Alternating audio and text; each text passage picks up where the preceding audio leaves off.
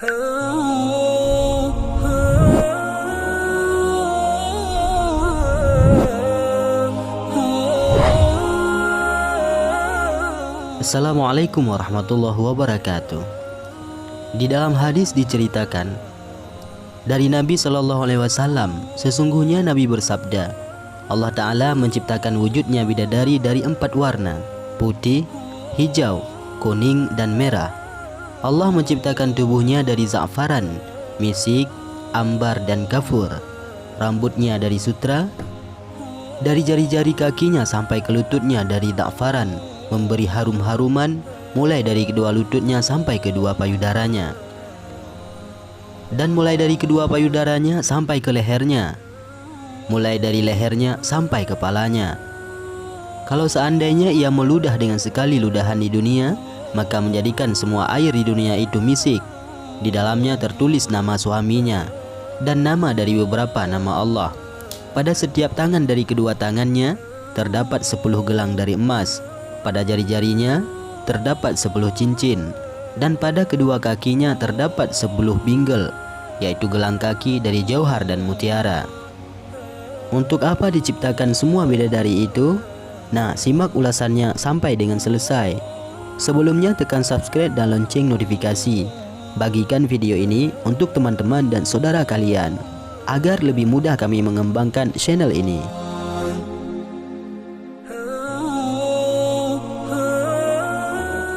Diriwayatkan daripada Ibnu Abbas radhiyallahu an, sesungguhnya Nabi SAW bersabda, sesungguhnya di dalam surga itu terdapat bidadari.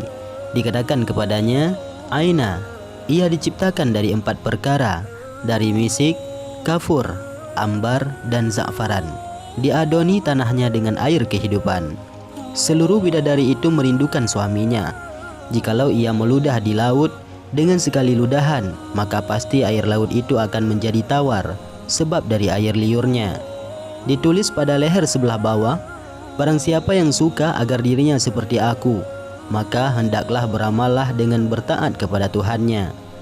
Dan di dalam hadis dari Ibnu Mas'ud radhiyallahu an, sesungguhnya ia berkata, Nabi SAW bersabda, Allah Ta'ala tatkala menciptakan surga Adeni, memanggil pada Jibril seraya berfirman kepada Jibril, berangkatlah kamu ke surga dan lihatlah apa yang pernah aku ciptakan untuk hambaku dan para kekasihku.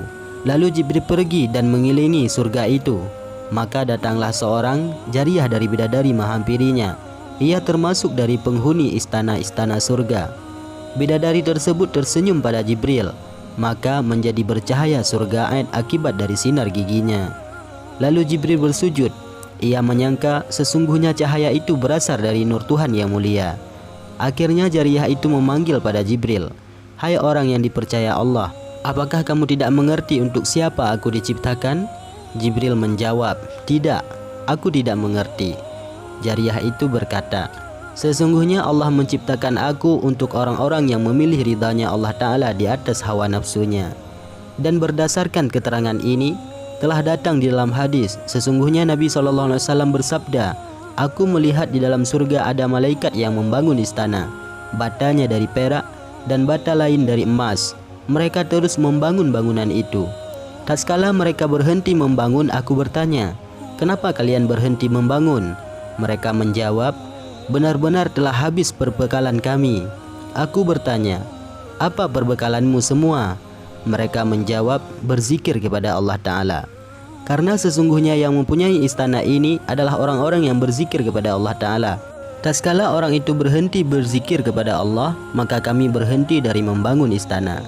Dan di dalam diterangkan, tidak ada seorang hamba yang berpuasa Ramadan kecuali Allah menikahkan dia dengan seorang istri dari bidadari di dalam suatu khimah, dari intan yang putih yang terukir. Sebagaimana firman Allah Ta'ala, bidadari-bidadari yang jelita, putih bersih dipingit dalam rumah. Maksudnya yang disimpan, yang ditutupi di dalam khimah. Dan setiap bidadari itu memakai 70 pakaian. Sedangkan bagi setiap lelaki mempunyai 70 ranjang dari yakut merah. Pada setiap ranjang terdapat 70 tikar, dan setiap tikar terdapat bidadari. Setiap bidadari mempunyai 1000 pelayan. Setiap pelayan membawa piring dari emas, yang akan memakan hidangan itu suaminya. Yang demikian itu Seluruhnya buat orang yang berpuasa di bulan Ramadan selain amalan yang dilakukan pada bulan Ramadan daripada kebaikan. Wallahu a'lam bishawab.